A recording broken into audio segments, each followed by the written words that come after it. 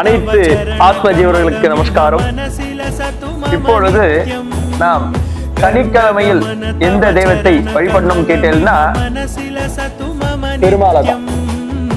இந்த பெருமாளை நம்ம எப்படி வழிபடணும்னு கேட்டேன்னா, இப்போ பொதுவா ஒரு பெருமாள் ஆலயத்துக்கு போறேன்னா நம்ம பெருமாளுக்கு 8 தீபம் ஆகப்பட்டது போடும்.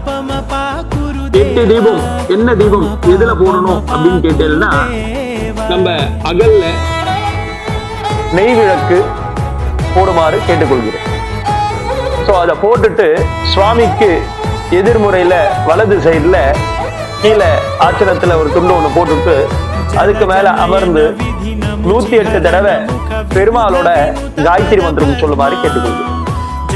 சோ இந்த ஒரு காயத்ரி மந்திரத்தால சொல்றதுனால எனக்கு என்ன பலன் கேட்டேன்னா, உங்களுக்கு பெருமாள் என்றாலே செல்வம் தான்.